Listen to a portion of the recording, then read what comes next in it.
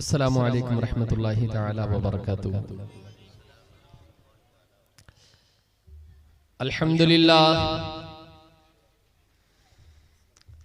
अल्हम्दुलिल्लाह नहमदुहु व नस्तईनुहु व नस्तगफिरुहु व नु'मिनु बिही व नतवक्कलु अलैहि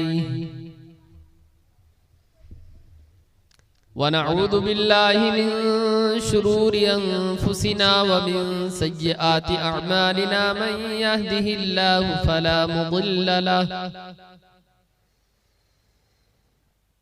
व मन युद्लिल्हु फला हादिय लहु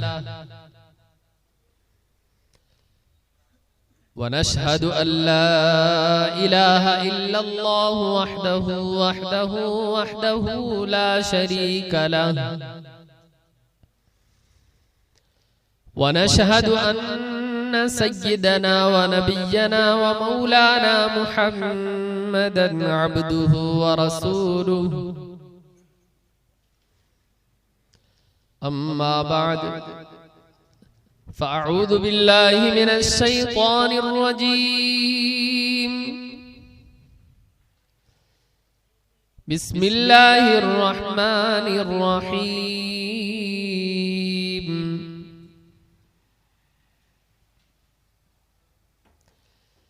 الذين يأكلون الربا لا يقومون إلا كما يقوم الذي يتخبطه الشيطان من المس ذلك بأنهم قالوا إنما البيع مثل الربا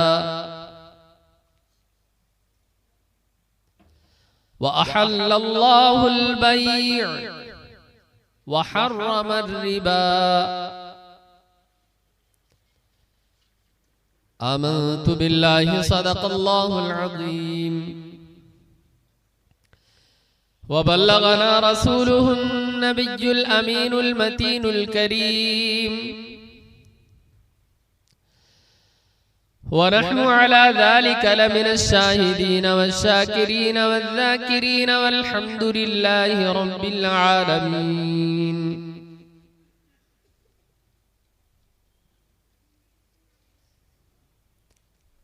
अल्लाह की सरताबा कदम शान है ये, अल्लाह की सरताबा कदम शान है ये, इंसान नहीं इंसान वो इंसान है ये। कुरान तो ईमान बताता है इन्हें, ईमान ये कहता है मेरी जान है ये।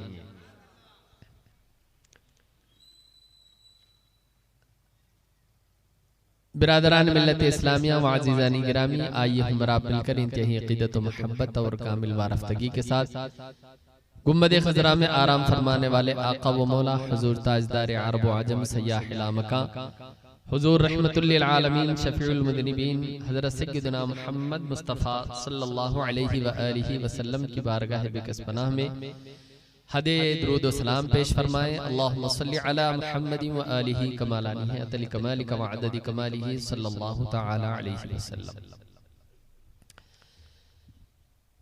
बिरादरान मिल्लत इस्लामिया व अज़ीज़ान गिरामी, आज का ये मुबारक जलसा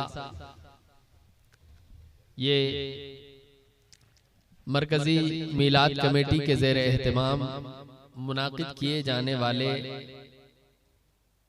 15 रोज़ा जलसों में से 10वां जलसा है। ये हमारे लिए इंतहाई अक़ीदत और बड़ी सआदत मंदी की बात है कि लगातार 10 रातों से हम और आप ज़िक्रे विलादत मुस्तफ़ा सल्लल्लाहु अलैहि वसल्लम की इस मुबारक महफिल को मुनाकिद किए हुए और आपका शुमार उन खुश नसीबों में हो रहा है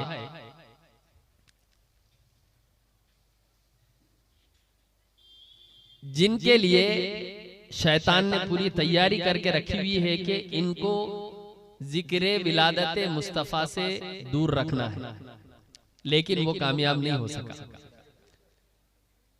अपनी पूरी जुर्रियत को लगा दिया, जिन और शयातीन के अलावा उसके मुत्तबईन इब्लीस के जो इंसानों में है उनको भी लगा दिया। जैसे ही ये मुबारक महीना शुरू होता है, मिलादुन नबी सल्लल्लाहु अलैहि वसल्लम का आप सुनते हैं कि उनके जो मुत्तबईन इंसानों में है वो लोग अपनी तकरीर, अपनी तहरीर, अपने वाज़ो बयान के जरिए लोगों को मीलाद मुस्तफ़ा सल्लल्लाहु अलैहि वसल्लम मनाने से रोक रहे हैं।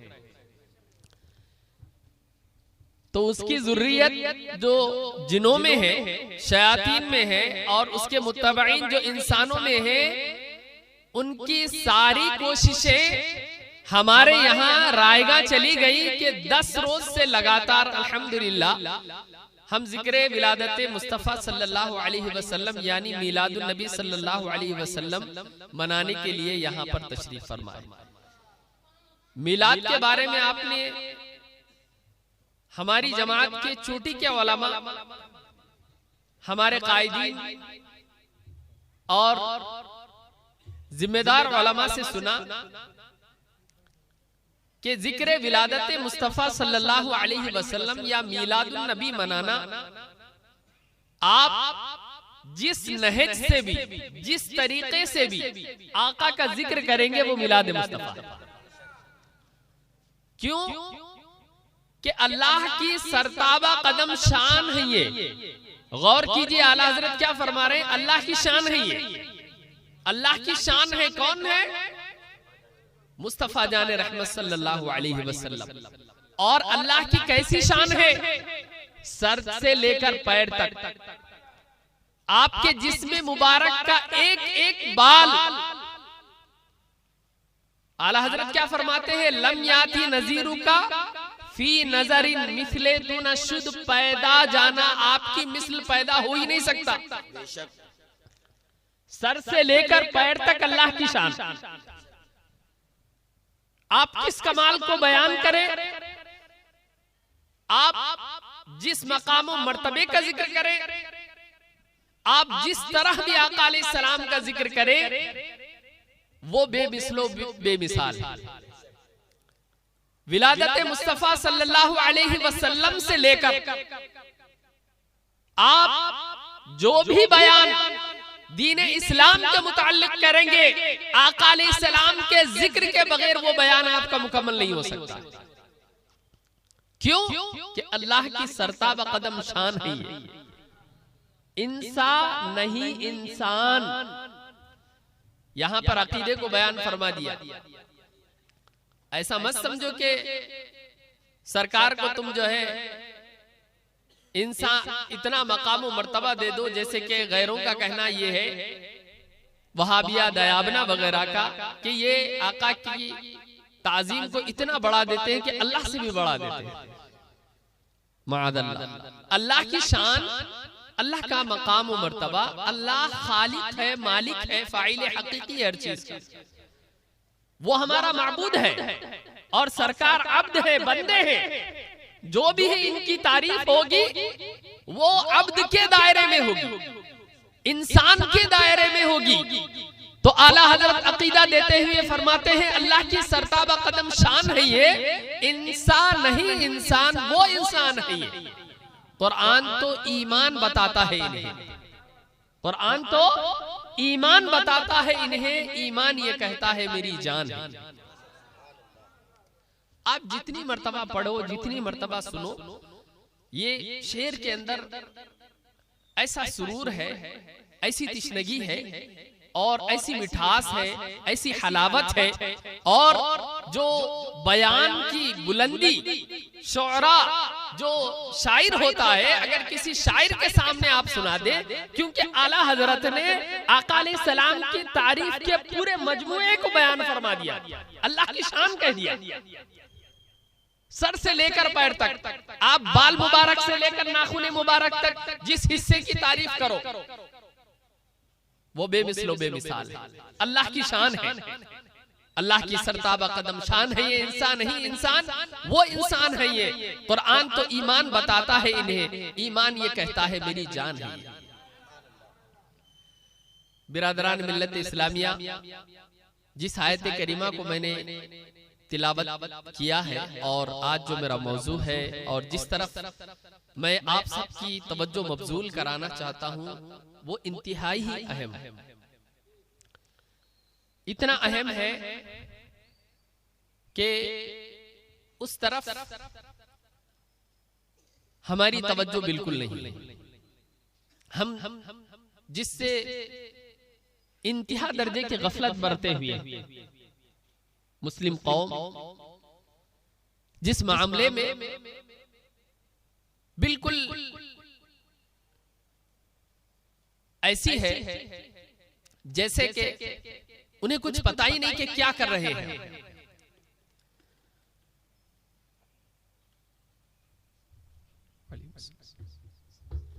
उनमें एक अहम चीज जो हमारी जिंदगी से जुड़ी हुई है, जिसका ताल्लुक हर फर्द से है, दुनिया का हर फर्द वो किसी ना किसी शोबे से उससे जुड़ा हुआ है,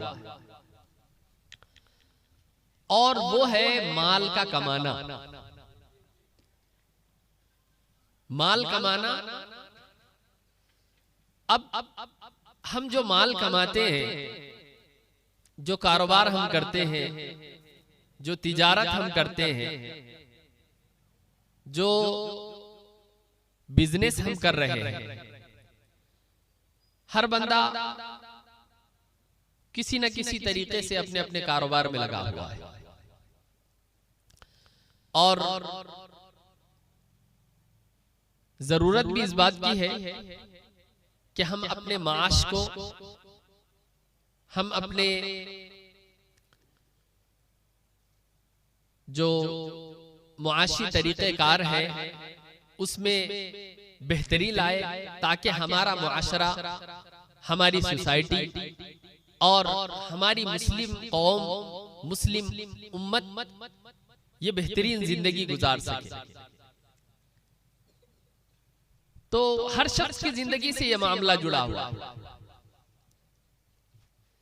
अल्लाह पाक कुरान मजीद में इरशाद फरमाता है कि कुलू मिनत तय्यिबाति वअमलू सालिहा, पाकीज़ा रोजी, पाकीज़ा और हलाल कमाई से खाओ, वअमलू सालिहा और नेक अमाल करो।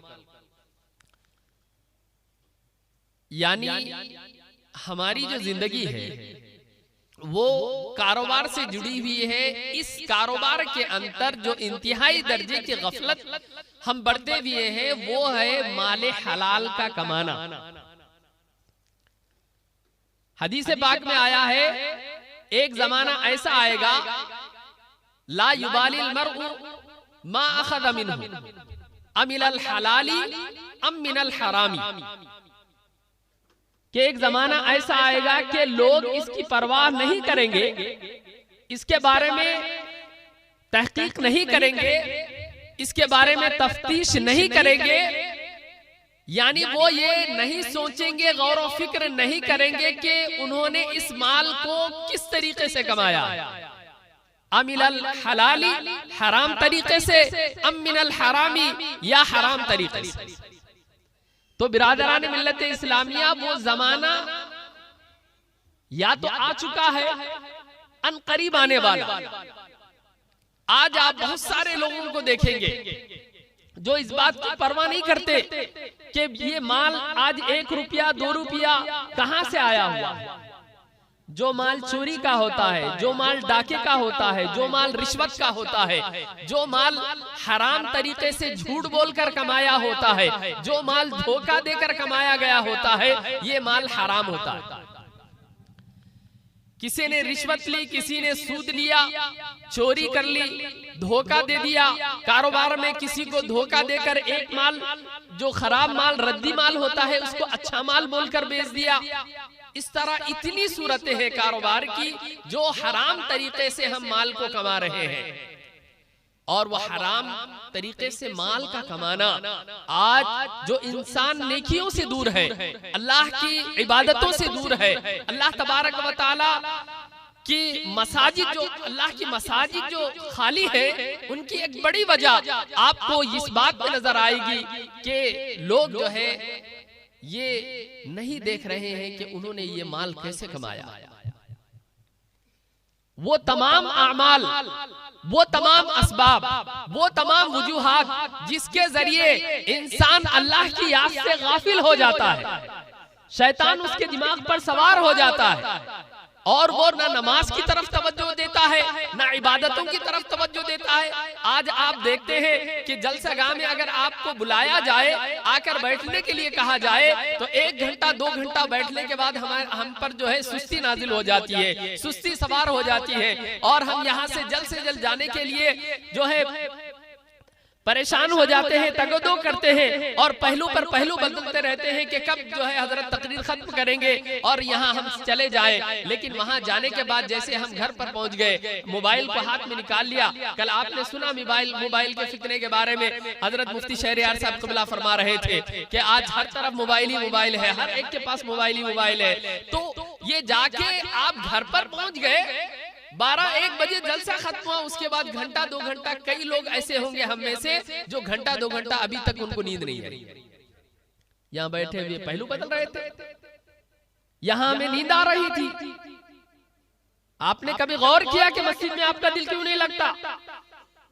हम मस्जिद में घड़ी देखते हैं, पहले तो नमाज की तरफ मुतवज्जे नहीं होते कि नमाज को कब जाए, अज़ान हो रही होती है, चारों तरफ मुस्लिम कौम यहाँ बैठी हुई है, हमारे मकानात करीब हैं, घरों में जो है हम बैठे हुए हैं, दुकानों में बैठे हुए हैं, गलियों में बाजारों में बैठे हुए हैं, और चारों तरफ मस्जिदें हैं, मसाजिद की कमी नहीं है, हर तरफ मस्जिद है, हर गली हर मोहल्ले में मस्जिद है। मौजिन पुकारता है हय्या अला सलाह हय्या अल फलाह, आओ नमाज की तरफ, आओ कामयाबी की तरफ। कितने लोग हैं मस्जिद में आने वाले, आप बताएं? हमारा घर करीब है लेकिन हमारी तवज्जो नहीं है, हम मस्जिद के बाहर ठहरे हुए हैं लेकिन नमाज की तरफ मुतवज्जे नहीं है हम। क्यों? उसकी वजह, एक बड़ी वजह जिसकी तरफ मैं आपकी तवज्जो मबजूल कराना चाहता हूं, वो है माले हलाल छोड़कर हराम माल खाना।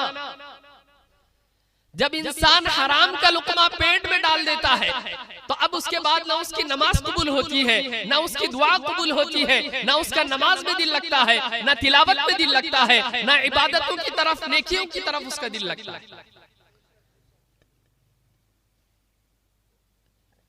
बुजुर्गान दीन के चाहने वालों, गौस व ख्वाजा व रजा के मानने वालों, मिलाद मुस्तफा सल्लल्लाहु अलैहि वसल्लम के नाम पर हम यहाँ जमा हैं।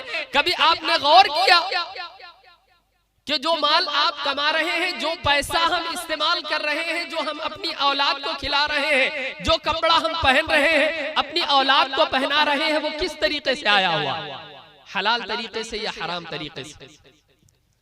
ये बहुत सारे लोग इस पर तवज्जो नहीं देते। हमारा ये ख्याल होता है, हमारा मतमहे नजर ये है हर शख्स का कि बस पैसा आ जाए, पैसा आ जाए, चाहे वो किसी भी हाल में हो जाए। बहुत सारे लोगों ने तो शॉर्टकट बनाया हुआ है, शॉर्टकट तरीके से बगैर किसी मेहनत के पैसा हमारे पास आ जाए, हमें ज्यादा जाने की जरूरत ना पड़े, कम वक्त में पैसा आ जाए, मेहनत भी नहीं करेंगे हम और वक्त भी नहीं देंगे, और उसके बावजूद हमारा जेब बढ़ता चला जाए और हमारा बैंक अकाउंट जो है बढ़ता चला जाए।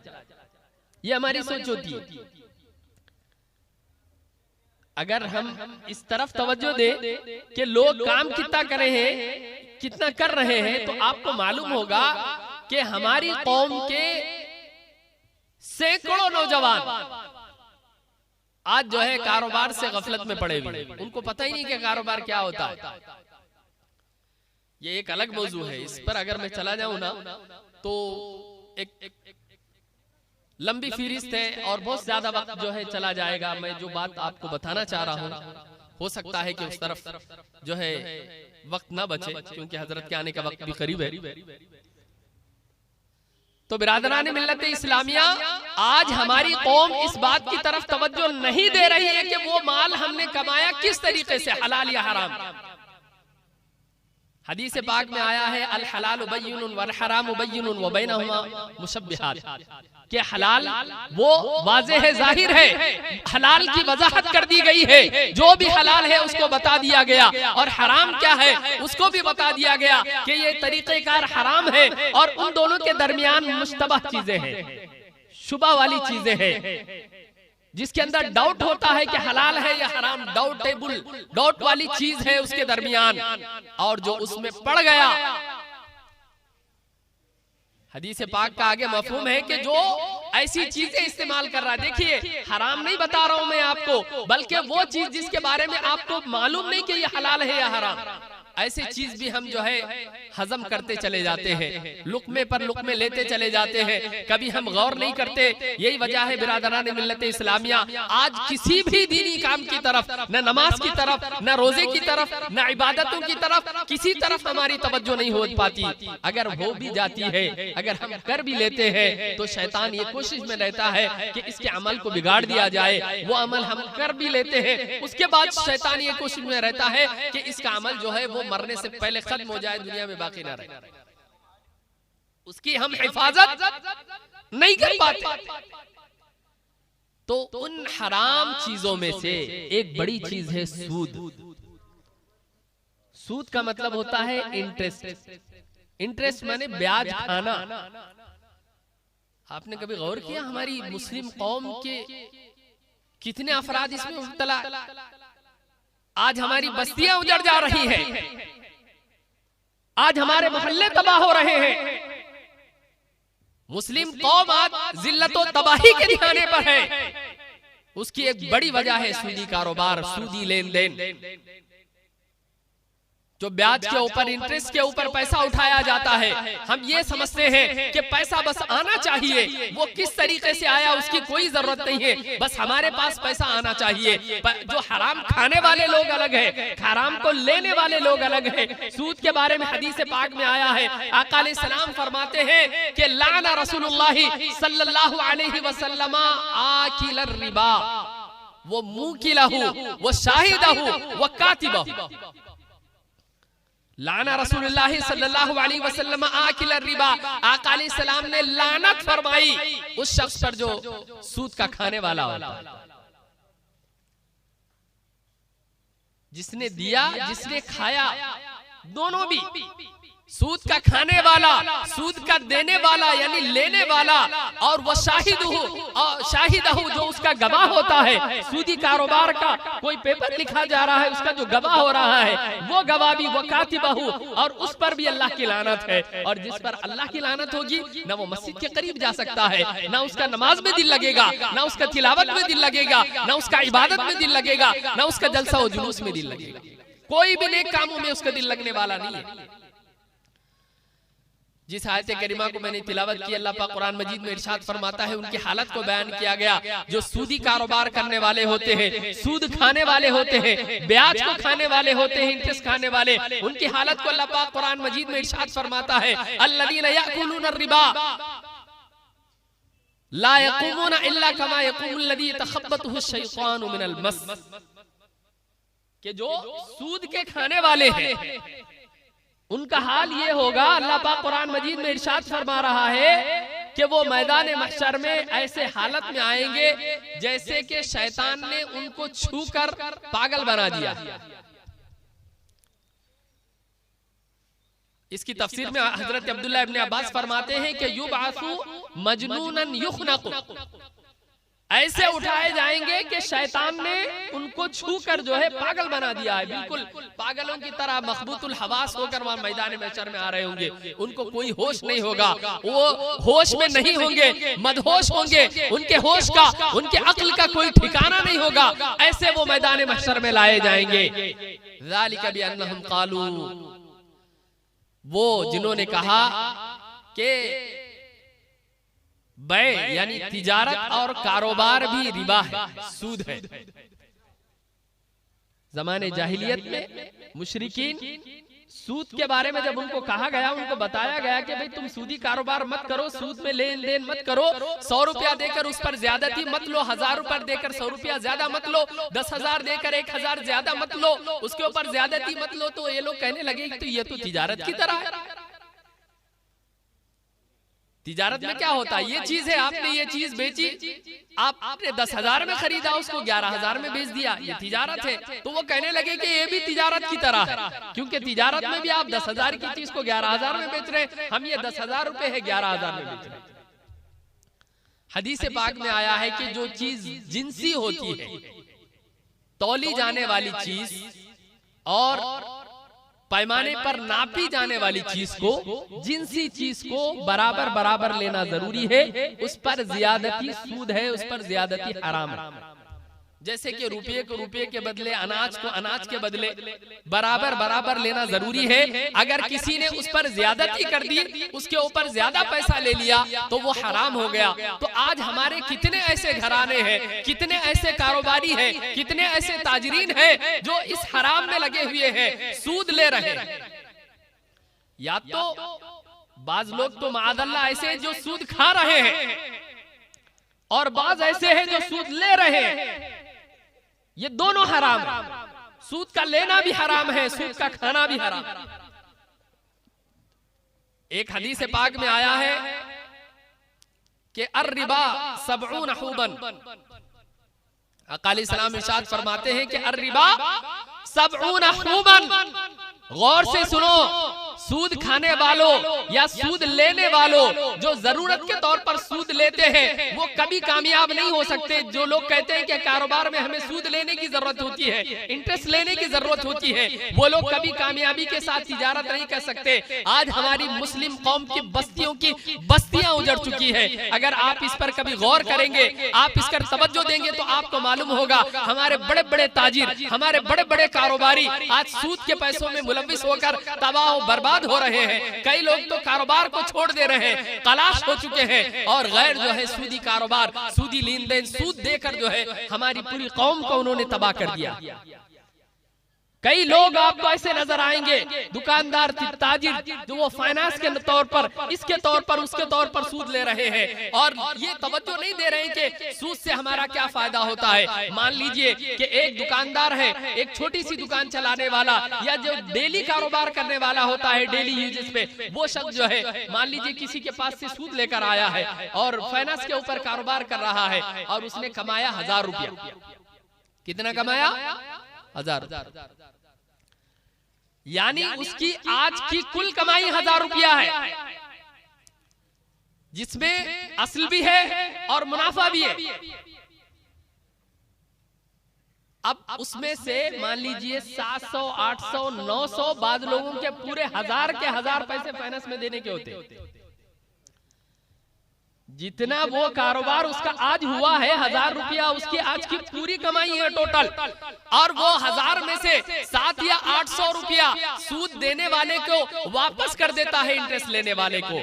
तो बिरादरान मिल्लत इस्लामिया, वो अपने घर के अखराजात, अपने दुकान का करंट बिल है, जो काम करने वाले लोग हैं, या दूसरे उसके अखराजात है, वो कैसे पूरे होते होंगे। जैसे महीना गुजर जाता है, करंट का बिल आ जाता है, दूसरे बिल्स आ जाते हैं, स्कूल बच्चों के कारोबार, आपके जो है जितने भी बिल्स होते हैं आजकल के अखराजात है, वो सारे आ जाते हैं। इसके लिए बंदा क्या करता है, फिर दूसरा कर्ज उठाता है।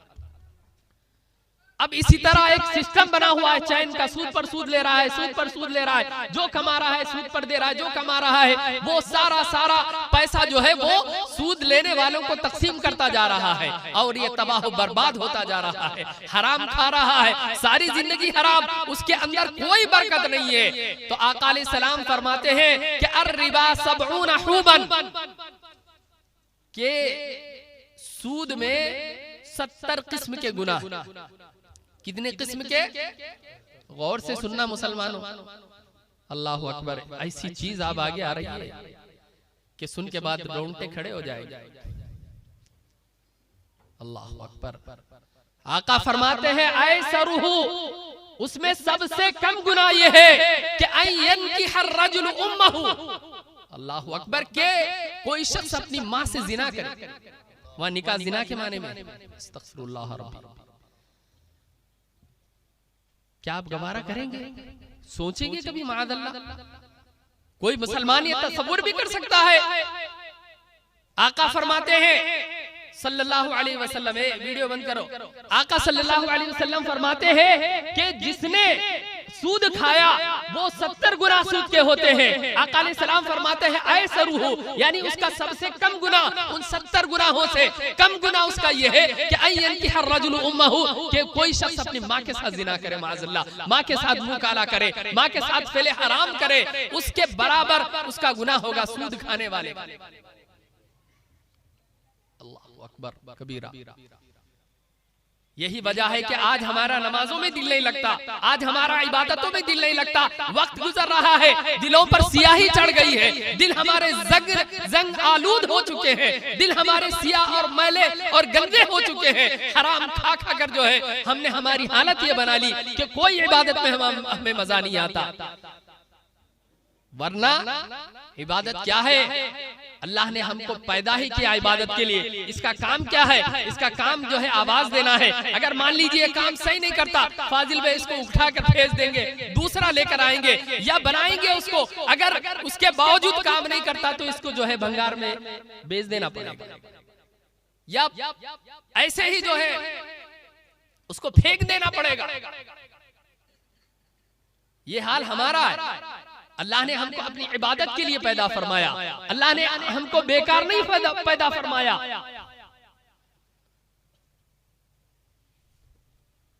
अल्लाह पाक कुरान मजीद में एक जगह इरशाद फरमाता है, अहसिबन नासु अन युतरकू अन यक़ूलू आमन्ना, लोग क्या समझते हैं कि वो ऐसे ही छोड़ दिए जाएंगे? क्या गुमान करते हैं, क्या ख्याल कर रहे हैं कि वो सिर्फ आमन्ना कहने पर छोड़ दिए जाएंगे, हम ईमान लाए? इस्लाम के हर हुक्म पर अमल जरूरी है मुसलमान के लिए। ऐसे उनको छोड़ा नहीं जाएगा। तो बिरादरान मिल्लत इस्लामिया, सूद की मजम्मत ये है, उसकी बुराई ये है, उसकी खराबी ये है। आका अलैहिस्सलाम फरमाते हैं कम से कम गुना सूद खाने वाले का, इंटरेस्ट लेने वाले का, ब्याज खाने वाले का ऐसा है जैसे कि उसने अपनी माँ से जिना किया हो। माअल्लाह, अल्लाह अकबर कबीरा। कभी हम तसव्वुर नहीं कर सकते। जो लोग कारोबार में सूदी लेन देन कर रहे हैं, सूद ले रहे हैं, दे रहे हैं, वो लोग जो है तवज्जो फरमाए, वो लोग गौर करें कि हम क्या कर रहे हैं, क्या खा रहे हैं। अल्लाह अकबर। और एक हदीस पाक में आया है, आका अलैहिस्सलाम इरशाद फरमाते हैं कि सूद का 1 दिरहम, जिसने सूद का 1 दिरहम खा लिया, सिर्फ 1 दिरहम, लोग हजारों रुपए सूद जो है वो हजम करते जा रहे हैं। माअल्लाह, ले भी रहे हैं, दे भी रहे हैं, खा भी रहे हैं और दूसरों को दिला रहे हैं। आप फरमाते हैं सल्लल्लाहु अलैहि वसल्लम कि सूद का 1 दिरहम 36 बार के जिना से बढ़कर। क्या है हदीस पाक में? जिसने सूद का 1 दिरहम खा लिया उसको 36 बार के जिना से भी ज्यादा गुनाह दिया जाएगा। कुरान मजीद में अल्लाह पाक ने फरमाया, सिर्फ ये गुनाह के बारे में कुरान मजीद में कई गुनाहों का जिक्र है। झूठ है, जुल्म है, खयानत है, दगाबाजी है, इसी तरह जिना का जिक्र है और तमाम गुनाहों का, जो भी हराम करदा गुनाहों का जिक्र कुरान मजीद में अल्लाह पाक ने फरमाया। किसी भी गुनाह के बारे में अल्लाह ताला ने ये नहीं फरमाया कि अल्लाह और उसके रसूल उसको ऐलान जंग करते। किसी भी गुनाह के बारे में अल्लाह ने ये नहीं फरमाया।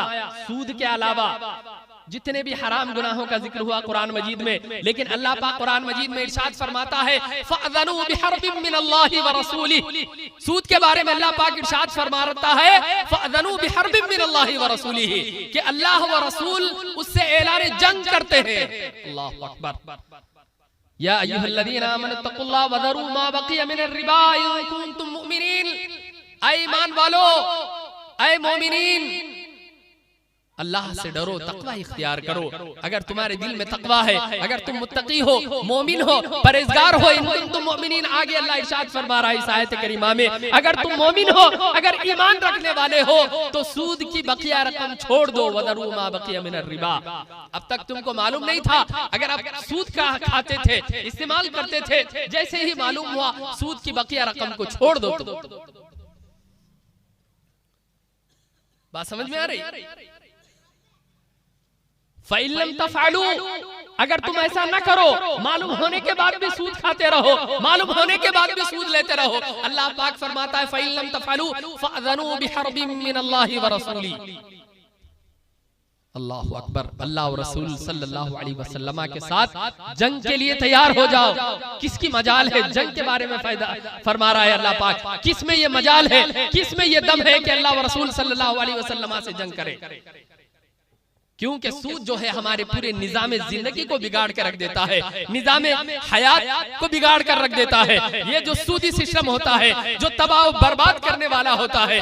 इसीलिए आज मुस्लिम कौम, मुस्लिम उम्मत माशी हालात में, माशी मसाइल में गिरफ्तार। सूदी लेन देन की वजह से बरकत खत्म हो गई, हमारे घराने उजड़ गए, मस्जिदें खाली हो गई, इबादतें नहीं है, कारोबार में तवज्जो नहीं करता इंसान। अब मैं आपको एक दो सूरतें भी इंशाल्लाह बयान करने वाला हूँ कि कैसी कैसी किस तरीके से सूद चलता है, क्या जायज है क्या नहीं, हराम। कितने ऐसे कारोबार हैं जो सूद से चलने वाले। तो ये आयत करीमा पे गौर करो, फ़अज़नू बिहर्बिम मिनल्लाहि व रसूलिही व इन तुम फलकुम रुऊसु अम्वालिकुम। अगर तुम तौबा कर लो तो जो असल माल है वो तुम्हारा हक है। वो जो असल माल, जैसे कि 10,000 रुपए तुमने दिया था, 10,000 रुपए जो है वो तुम्हारा अपना माल है, वो तुम ले सकते हो, वो हराम नहीं होगा। तो बिरादरान मिल्लत इस्लामिया, ये सूद एक ऐसा खतरनाक अमल है जो हमारे रगों में, मुस्लिम कौम की रगों में सरायत कर चुका है। एक बड़ी वजह, एक बड़ा सबब जो मुसलमान कौम आज तबाह व बर्बाद है, वो है सूदी लेन देन।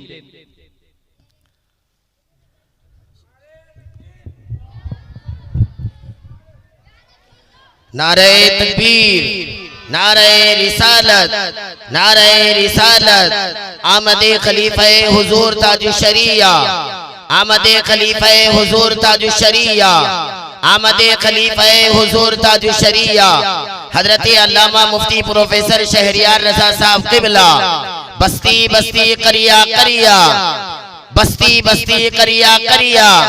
आमदे खलीफे हुजूर ताजुश शरिया, आमदे खलीफे हुजूर ताजुश शरिया, आमदे खलीफे हुजूर ताजुश शरिया, आमदे खलीफे हुजूर ताजुश शरिया।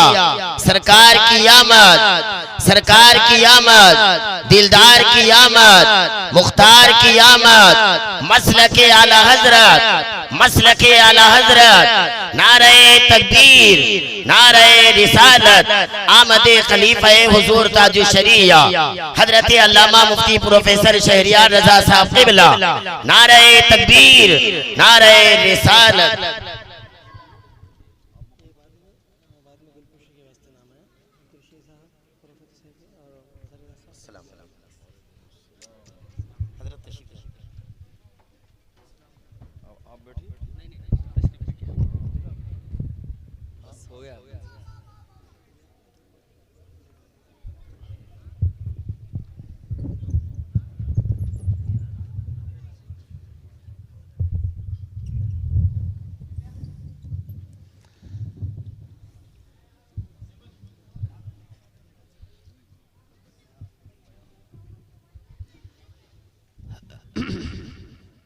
माशाअल्लाह, आशिकाने मुस्तफ़ा सल्लल्लाहु अलैहि वसल्लम रज़वी दूल्हा की ज़ियारत कर रहे हैं। ईमान और अक़ीदे के बाद आमाल के इस्लाह की ज़रूरत होती है। मेरा ख्याल ये हुआ कि इन 15 रोज़ा जलसों में कुछ ऐसे मौज़ूआत भी आपके सामने लाए जाएं जिससे हमारी तवज्जो हट चुकी, जिसमें से एक अहम मौजू सूद का है, जो ब्याज और इंटरेस्ट जिसको कहा जाता है। आपने कुरान मजीद की आयतों से और अहादीस मुबारका से उसकी मजम्मत, उसकी बराई और सूद खाने वालों के गुनाह को समाअत फरमाया। मुझे उम्मीद है कि आप उससे बचेंगे। तो जो सूदी कारोबार है उसमें मैं अपने इलाके की बात करूंगा, इधर उधर ज्यादा जाने की जरूरत नहीं है। जो किस किस किस्म से हमारे इलाके में जो है सूदी कारोबार चल रहा है, उनमें से एक चीज है चिट्ठी। चिट्ठी जो हम लेते हैं, चिट्ठी के बारे में क्या होता है ना, कौन सी ऐसी चिट्ठी है जो कि हराम होती है? तो जो चिट्ठी जिसके अंदर हर्राज वाली जो चिट्ठी होती है, बोली जिसमें लगाई जाती है, जैसे मिसाल के तौर पर 1 लाख की चिट्ठी है, वो 1 लाख की चिट्ठी जो है लेने के लिए कोई गया तो उसको मिल रही है 60,000 में, 50 में, 70 में, 80 में। तो अब उसने 50,000 में मान लीजिए चिट्ठी ले लिया, फला एक शख्स ने, अब्दुल रहीम ने 50,000 में चिट्ठी ले लिया, और वो चिट्ठी कितने की है? 1 लाख रुपए की है। तो अब ये जो 50,000 एक्स्ट्रा जो जाएंगे, अब उसको कितने देने हैं? 1 लाख रुपए देने हैं अदा करने। उसने लिए कितने हैं? 50,000। तो वो हर महीना जब अपनी रकम को अदा करेगा, तो 1 महीने में चिट्ठी गई 50,000 की, नेक्स्ट महीने में गई 60,000 की, उसके बाद गई 65 में, उसके बाद 70 में, इस तरह जितने महीने बढ़ते जाएंगे वो चिट्ठी की रकम आगे बढ़ती चली जाती है। आप सब लोग को मालूम ही होगा। तो ये अब जितनी रकम जिस शख्स से ज्यादा जा रही है, वो सारी रकम जो चिट्ठी वाला होता है उसमें, और बाकी दूसरे जो अफराद होते हैं उस चिट्ठी में शरीक अफराद, शुरका, उनके अंदर वो पैसा तकसीम होता है। वो क्या है? हराम, सूद है। वो पैसा क्या है? हराम और सूद है।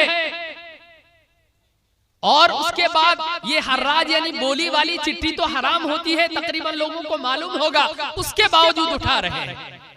हदीस पाक अभी आपने समाअत फरमाया कि अर्रिबा 70 हुबन ऐसरुहु अयनकुहर रजुलु उम्महु, कि जो सूद है वो 70 गुना वाला होता है, यानी 70 गुनाह उसके अंदर है। कम से कम गुनाह उसका ये है कि कोई अपनी माँ से जिना करे।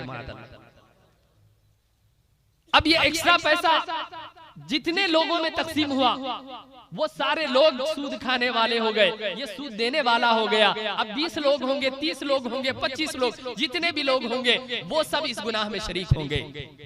इसी तरह एक चिट्ठी हमारे पास चलती है जो जिसके अंदर जो है बोली नहीं होती, लोग सिर्फ जमा करते हैं, जमा करने के बाद जो है तकसीम कर लेते हैं। ये चिट्ठी सही है, लेकिन उसमें गलत चीज क्या होती है मालूम है आपको?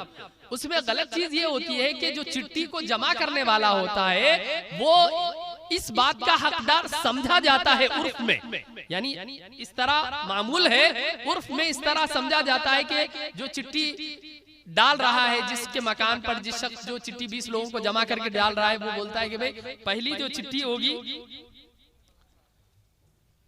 वो चिट्ठी देने वाला ले लेगा, फलां साहब नहीं, खुद पहले, है ना। मान लीजिए कि भाई जैद जो है वो 20 लोगों को जमा करके चिट्ठी डाल रहा है, तो जैद जो है क्या होता है, वो इस बात का मजाज होता है, मुख्तार इख्तियार उसको हासिल होता है कि पहली चिट्ठी वो खुद रख ले। तो भाई आपको किसने इख्तियार दिया? आपने इन 20 लोगों के 19 लोगों के मजबूरी का फायदा उठाया कि आप चिट्ठी जमा कर रहे हैं। हाँ, अगर ये सारे राजी होते हैं, ऐसी कोई शर्त नहीं होनी चाहिए, पहले ऐसी कोई शर्त नहीं होनी चाहिए कि चिट्ठी डालने वाला जमा करने वाला पहली चिट्ठी ले लेगा, ऐसी कोई शर्त नहीं है। लेकिन अगर सबको वो राजी कर ले और 20 बाकी 19 अफराद को 20 में से कि हाँ जो है पहली चिट्ठी मेरी मजबूरी है, काम है, मुझे आप दे दे, तो उससे कोई हर्ज की बात नहीं। तो इस तरह जायज है, लेकिन कोई इस तरह का उर्फ रखना या इस तरह की शर्त रखने वाली चिट्ठी में शामिल होना जायज नहीं है। 1 रुपया, उसमें ज्यादा तो पैसा नहीं होता। हाँ, वो ये कर सकता है, या ऐसा होता है कि कुछ पैसे ज्यादा भी वो लोग ले लेते हैं। इसको उर्फ न बना जाए, बल्कि उसको जो है खर्च के तौर पर आप अपना वक्त दे रहे हैं, आप कह दें कि भाई इस तरह जो है ये जो चिट्ठी डाली जाएगी तमाम अफराद से, जिसने चिट्ठी उठाया उसी से ज्यादा रकम ली जाती है। ये गलत, तमाम लोगों से, जितने भी 19 अफराद हैं उन तमाम से जो है मुआवजा लिया जा सकता है। तो इस तरह ये चिट्ठी हलाल हो सकती है, जायज हो सकती है। उसके अलावा जो है बाकी चिट्ठियां जो होती हैं आमतौर पर जितने भी चलने वाले फाइनेंस होते हैं दुकानों पे लेने देने वाले, वो सारे हराम होते हैं। इसके अलावा जो है बहुत सारी ऐसे सूदी कारोबार हैं। एक होता है MLM, मल्टी लेवल मार्केटिंग, जिसमें नेटवर्किंग होती है। नेटवर्किंग यानी चेन सिस्टम। अब उसमें बाज लोग जो है एक प्रोडक्ट निकालते हैं, प्रोडक्ट निकालने के बाद जो है जो उसका मेंबर बन जाता है, मेंबरशिप के लिए उसको 500 रुपये देना होता है। उसके बाद वो जो प्रोडक्ट होता है, वो जो सामान होता है, मार्केट से कुछ कम कीमत पर ले लेते हैं, उसको दिया जाता है। लेकिन हर शख्स जो उसमें जुड़ता है उसको 500 रुपया देना पड़ता है मेंबरशिप हासिल करने के लिए। अब 500 रुपये में से 300 रुपये जो उसका मालिक होता है, उसको जिसने उस कारोबार को बनाया है, उसको जाते हैं। बाकी 200 रुपये जिसने जिस बंदे को जोड़ा है उसको जाते हैं। जैसे कि भाई जैद ने बकर को जोड़ लिया, तो अब जैद ने जो है जोड़ा है, तो जैद को 200 रुपए जाएंगे, और जो उसका मालिक होगा जिसने वो कारोबार शुरू किया है उसको 300 रुपए। इस तरह हर बंदा जो उसमें कारोबार में शामिल होता जाएगा, उसके अंदर जो है एंट्री फीस, एंट्री के तौर पर दाखिला लेने के लिए जो है उसको 500 रुपए देने पड़ेंगे। 300 रुपए जो है मालिक को जाएंगे, जिसने चिट्ठी डाली है वो कारोबार शुरू किया है। 200 रुपए जिसने उसको जोड़ा है उसको जाएंगे। इसी तरह वो चेन सिस्टम होता है, इसने इतने को जोड़ा, इसने इतने को जोड़ा, वो सारा पैसा जो है ऊपर चला जाता है। ये भी हराम है और ये भी सूद है। इस तरह का नेटवर्किंग वाले जितने भी कारोबार चल रहे हैं वो सारे हराम है।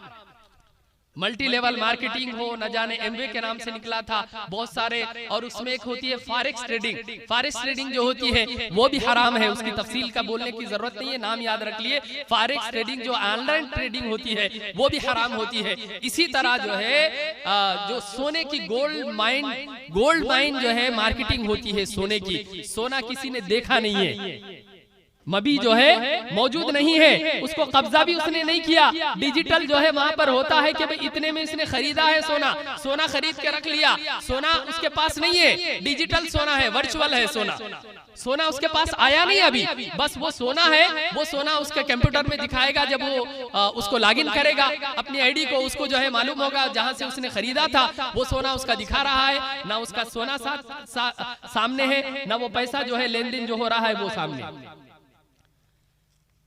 जब तक मबी पर कब्जा ना हो सामान पर, ये चीज जो है जब तक खरीद कर मैं हाथ में ना ले लूं, इस पर कब्जा ना कर लूं, उस वक्त तक जो है इसको मुझे बेचने की इजाजत नहीं है। वो सोना आपके हाथ में आया ही नहीं, वर्चुअल है, डिजिटल है, रखा हुआ है, और आप जो है दूसरे को बेच रहे हैं।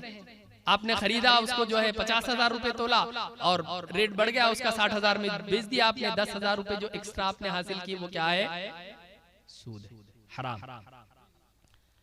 इसी तरह जो है शेयर मार्केट जो होती है, स्टॉक एक्सचेंज वगैरह, शेयर मार्केट के बारे में भी हमारे उलमा अहले सुन्नत की राय ये है कि उसमें नहीं पढ़ना चाहिए, क्योंकि बहुत सारे शेयर्स ऐसे होते हैं जो हराम है और हम तवज्जो नहीं कर पाते, देख नहीं पाते। और जब पैसे की हिर्स ऐसी होती है, लालच ऐसी होती है, एक बार उसके अंदर इंसान दाखिल हो जाता है, अगर बगैर मेहनत के पैसा उसको आना शुरू हो जाता है, तो अब वो देखना बंद कर देता है कि हलाल से कमाया है या हराम से। हदीस पाक आपने सुना है कि ला युबालिल मरउ मा अखज़ मिनहु, ये इंसान इसकी परवाह नहीं करेगा कि कहां से कमाया। अमिनल हलाली अम मिनल हरामी, हलाल तरीके से कमाया या हराम तरीके से, वो जमाना आ गया और बहुत कुछ आने वाला अभी बाकी क़यामत के करीब। तो वो जमाना आ गया है, इंसान ये तवज्जो नहीं कर पा रहा है कि वो पैसा हमारे पास कहां से आया, हलाल तरीके से आया या हराम तरीके से। तो बिरादरान मिल्लत इस्लामिया, आप कोई भी कारोबार करते हो, अपने जाती पैसे से कारोबार करने की कोशिश करें। आज सबसे बड़ी वजह लोगों की सोच ये बन गई है, ये सूदी कारोबार, सूदी लेन देन बढ़ने की एक वजह ये है कि लोगों के पास 25% पैसा नहीं होता, 75% जो है वो बाहर से पैसा हासिल करते हैं। बैंक के जरिए हो, किसी और शख्स के जरिए कारोबार लगाना है। भाई 10,000 का कारोबार है तो आपके पास 2,000 रुपए हैं, 3,000 है, काफी है, बाकी जो है 7-8 हजार आप बाहर से ला लेंगे। अब ये जो सोच होती है, इंसान कारोबार शुरू ही सूदी कारोबार से कर रहा है। अगर हराम है या कर्ज के तौर पर, कर्ज से भी हत्तल इम्कान बचने की कोशिश करना चाहिए। जहां तक हो सके कम से कम कारोबार में मेहनत करो, कोशिश करो कि कारोबार जो है वो कम पैसों से शुरू हो। अल्लाह ताला उसको बरकत देने वाला है। हराम तरीके आ जाएंगे, सूदी तरीके या सूदी लेन देन आपका होगा, तब आपके कमाई में बरकत नहीं होगी। आपने देखा होगा हमारे मुस्लिम कौम की हालत ऐसी ऐसी है। एक शख्स है जिसके घर में 4-5 लोग कमाने वाले हैं, बाप कमा रहा है, चारों बेटे कमा रहे हैं, फिर भी परेशान है, फिर भी जो है तंग दस्त है। एक ऐसा शख्स घर में एक ही शख्स कमा रहा है, बीवी को पाल रहा है, 2-3 बच्चों को पाल रहा है, लेकिन वो फारिगुल बाल है, वो जो है किसी का मोहताज नहीं है। क्यों? कि ना उसने कर्ज उठाया, ना फाइनेंस लिया, ना सूदी कारोबार किया। अल्लाह तबारक व तआला ने उसको बरकत अता फरमाई, खुशहाल। एक शख्स ऐसा है 4-4 बेटे कमाने वाले हैं, बाप भी कमा रहा है, बड़ा कारोबार है, फिर भी डिप्रेशन का शिकार है, फिर भी परेशानियों में, मुश्किलात में घिरा हुआ है। उसकी वजह क्या है? सूदी लेन देन, सूदी कारोबार। तो शेयर बाजार के बारे में बहुत सारे नौजवान उसमें बहुत सारे घुसे हुए हैं। तो अब तफसील का इतना मौका नहीं है, बस हमारे उलमा ने मना किया है। उसकी वजह यह है कि वो शेयर आप जिसके खरीदे हैं वो कंपनी हलाल कारोबार करती है या हलाल कारोबार नहीं करती है, उसमें जो मसावाती हिस्सा होते हैं, है ना, इक्विटी फंड्स जो होते हैं, उसके बारे में उलमा ने राय दी है कि ये जायज है। लेकिन आप जब उसके अंदर घुसेंगे एक मरतबा, आप इक्विटी देखेंगे ना, कोई और जो है तरीकेकार उसका होता है वो देखेंगे, बस जो है आप शेयर्स खरीदते खरीदते खरीदते चले जाएंगे, उसके दलदल में फंसते चले जाएंगे। और जैसे जैसे आपकी जो है मोबाइल में आप देखते जाएंगे एप्स वगैरह बने हुए हैं, और उन एप्स में जैसे जैसे कीमतें उसकी बढ़ रही हैं, आपका दिल खुश होता जाएगा, अरे फलां ये फलां भी खरीद लो, फलां भी खरीद लो। आज यूट्यूब के ऊपर और सोशल मीडिया पर न जाने कितने चैनल्स, ग्रुप्स बने हुए हैं, इसको लोग प्रमोट कर रहे हैं, लोगों को जो है रागिब करते हैं, उस तरफ तवज्जो दिलाते हैं, ये फलां शेयर्स आने वाले हैं, उसके ये है, फलां ये खरीद लो, इतना तुम्हें कामयाबी हासिल होगी, 10,000 रुपए डाल दो 1 लाख कमा लोगे, 1 लाख डाल दो तुम 10 लाख कमा लोगे। कोई कारोबार ऐसा नहीं है जहां इतने पैसे तुम्हें जो है इतने जल्द जो है तुम्हारे पैसों को बढ़ा सकता हो। इसके अलावा एक बहुत कम लोग जानते होंगे, वो है क्रिप्टो करेंसी, बिटकॉइन। इसके अंदर कई करेंसियां हैं बिटकॉइन के अंदर, ये भी वर्चुअल करेंसी है, डिजिटल करेंसी है। इसको किसी ने नहीं देखा वो क्या है क्या नहीं है। हमारे उलमा ने बिल्कुल मना फरमाया है कि इसके अंदर भी बिल्कुल ना जाया जाए, क्रिप्टो करेंसी से भी बचा जाए।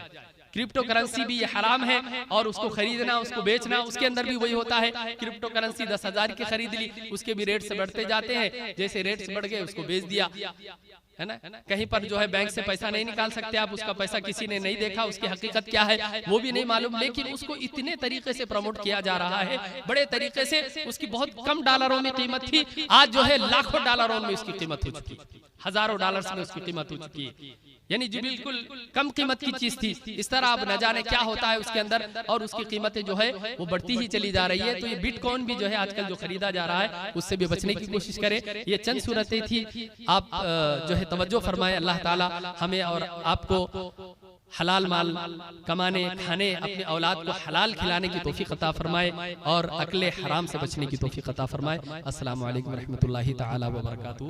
एक चिट्ठी पर सवाल आया था कि 2 लोग लाख 2 लाख दे रकम मुअय्यन करके लेते, क्या सवाल है? तफसील जो है थोड़ा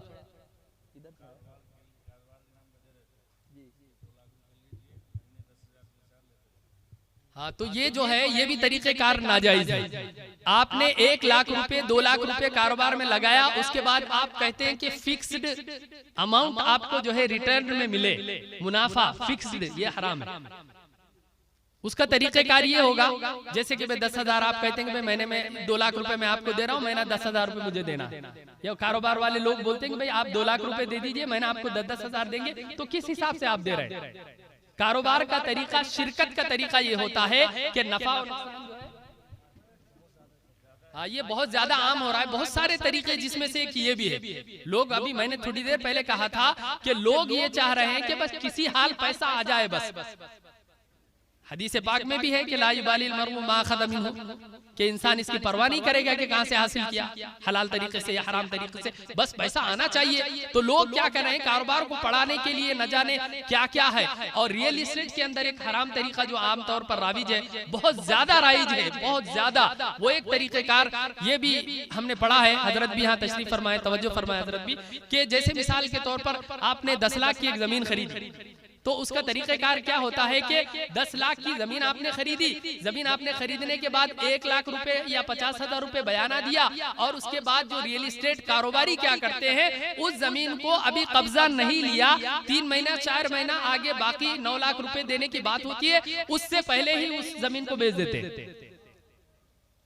हजरत तवज्जो फरमाए, उससे पहले ही 10 लाख की आपने जमीन खरीदी और 1 लाख रुपए बतौर बयाना के दिया, और उसके बाद जो है अभी उस जमीन पर आपका कब्जा नहीं हुआ। स्टाम्प पेपर जो है कब्जा या जमान रिस्क नहीं होता है। स्टाम्प पेपर में आपने कितने दिया, सिर्फ 1 लाख रुपए दिया और 9 लाख अभी देने बाकी है, और वो 10 लाख की जो जमीन है आपकी, वो जमीन आप कब्जा किए बगैर, उसको बकिया पैसा अदा किए बगैर जो है जैद को दूसरे थर्ड पार्टी को बेच देते। आपने 11 लाख में उसको बेच दिया, कितने में खरीदा, 10 लाख में, 11 लाख में बेच दिया, 11 लाख उससे वसूल कर लेते हैं। 11 लाख वसूल करने के बाद जो है वो 2 लाख खुद रख लेते हैं, 9 लाख उसको दे देते हैं जिससे आपने पहले जमीन खरीदा था। ये तरीक़ेकार भी हराम है, क्योंकि अभी मबी को आपने यानी सामान को, चीज को आपने कब्जे में नहीं लिया, लिए बगैर जो है आप इसको जो है बेच दे रहे हैं। ये तरीक़ेकार भी हराम है, जो कि बहुत हद तक राइज है। ऐसा ही होता है रियल एस्टेट के अंदर, आप पूछ ले किसी से तकरीबन। तो उसका तरीक़ेकार ये होना चाहिए कि जब तक उस पर कब्जा ना हो, उस वक्त तक आप थर्ड पार्टी को बेच नहीं सकते।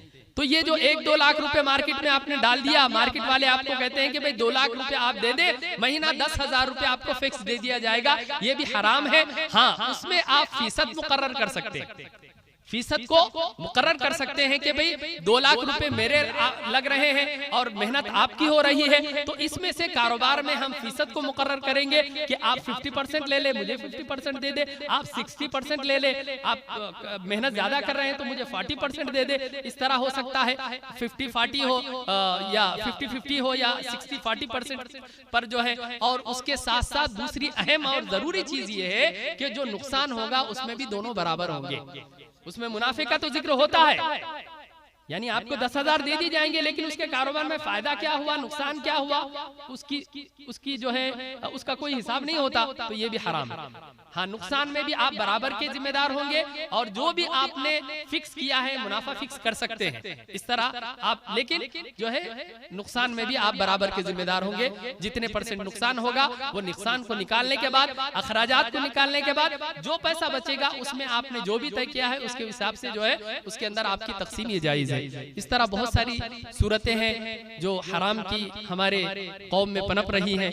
अल्लाह पाक की बारगाह में दुआ है कि हम सबको हराम से बचाए। बिरादरान मिल्लत इस्लामिया, हदीस पाक में आया है, ला यक़बलुल्लाहु सर्फ़न वला अदला, अल्लाह ताला ना उसका फर्ज कबूल फरमाएगा ना उसके नफल को कबूल फरमाएगा। कोई नमाज, कोई रोजा, कोई हज, कोई इबादत आपकी काबिल कबूल नहीं, अल्लाह की बारगाह में कबूल ही नहीं, मकबूल नहीं। हराम तरीके से तो कोई भी कारोबार आप कर रहे हैं, कोई भी लेन देन कर रहे, पहले उलमा अहले सुन्नत से राब्ता करें, उनको पूछे कि जायज है या ना जायज, उसके बाद ही आप उसके अंदर हिस्सा ले। अल्लाह के लिए याद रखो कि पहले ही हमारी इबादतें नहीं होती हैं, नमाज नहीं होती, रोजे नहीं होते, थोड़ी बहुत जो इबादतें हो रही है उसको बचाने की कोशिश करो। अल्लाह ताला हम सब पर करम फरमाए। वाखिरु दावाना अल्हम्दुलिल्लाहि रब्बिल आलमीन। अस्सलामु अलैकुम व रहमतुल्लाहि तआला व बरकातहू।